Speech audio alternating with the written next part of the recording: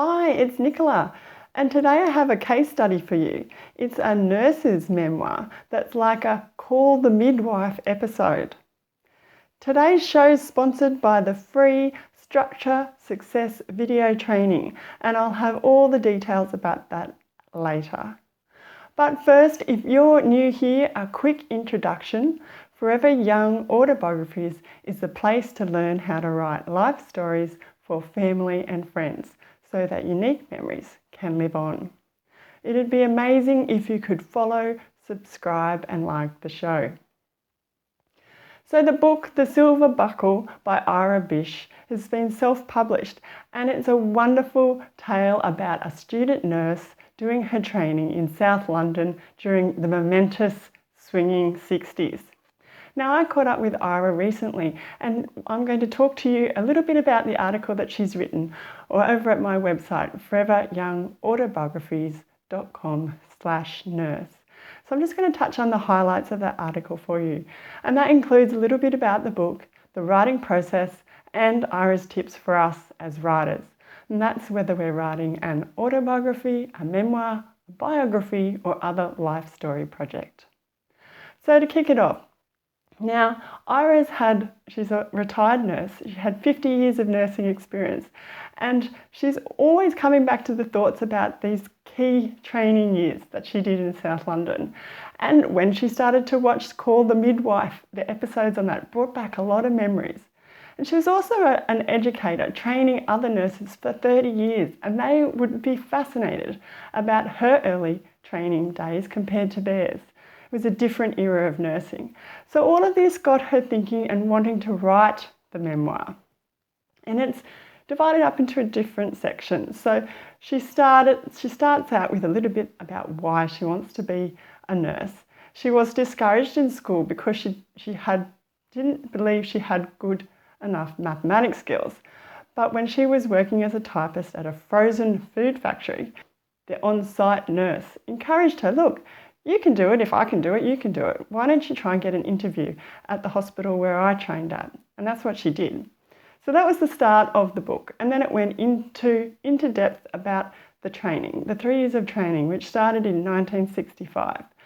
And of course, this is the Swinging Sixties, and there's a lot about life as a young person in London, the friendships, the boyfriends, all of that kind of thing. So quite exciting. To round out the book, it ends at the graduation and then life after graduation and what was to come. So a little bit of a nice ending there. So it is a memoir. It's constricted to a certain period of time, a specific theme. Now, Eira says there were some really favourite stories, including in the book. So I'm just going to touch on those. She said, of course, graduating was very momentous, and being able to sign her name with SRN. She says the first time that she put on the nurse's outfit was awe-inspiring. That was a great day. She said she got rid of the miniskirt and the shoes, and just there she was in the full get-up with the apron and the lot. And of course, another favourite story in her book, she says, was that first day on the ward. Actually, when she was going into the ward, there was a dead body coming out, which she thought, oh, this could be a bad omen. But in actual fact, the day turned out really well. She learned so much from the fellow nurses. So that's a quick background about what The Silver Buckle is about. But now I'm just going to talk about how Eira went from memories to memoir.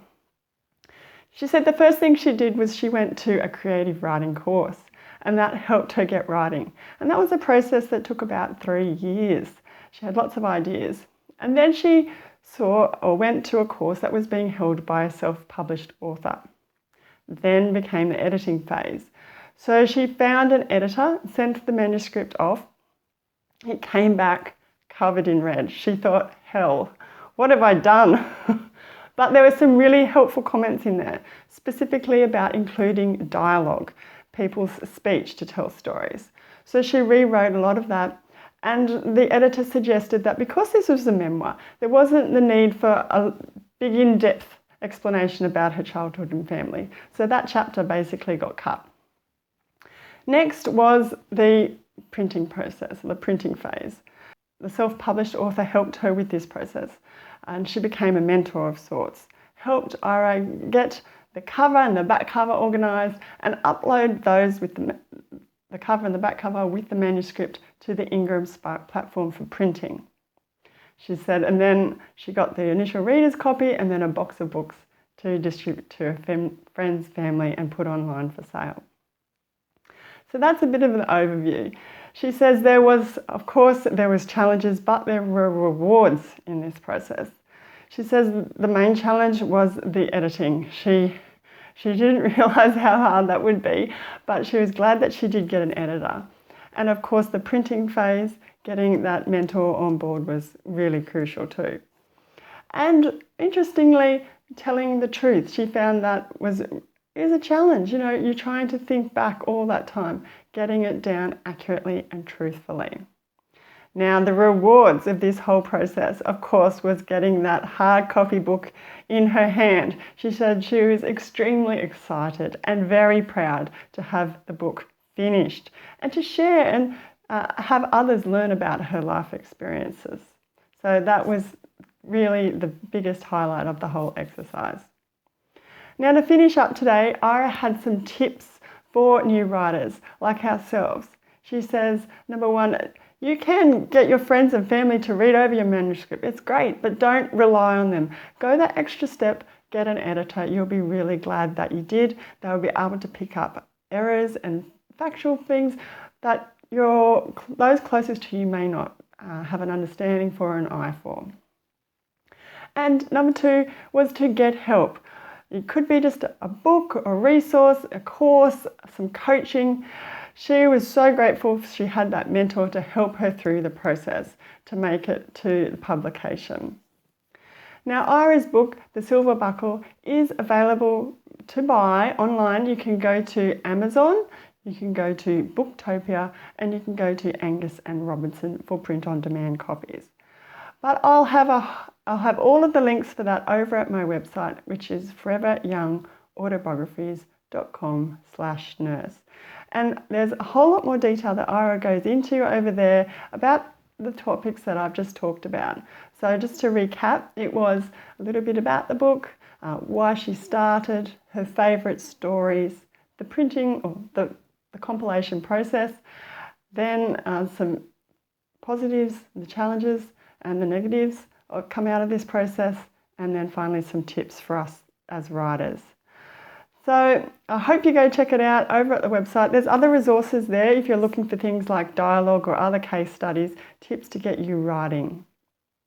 Now, earlier I mentioned the Structure Success training. Now, that's a free video training. You can get that at the website too. It's at foreveryoungautographies.com/structure success sign up. So this will help you come up with key things to write about and organise them into a chapter by chapter rough outline so you can really get started and finish your writing. Now, again, I'll mention I'd be so grateful if you could follow, subscribe and like the show, because I'll be back again really soon with a new video. So until then, happy writing.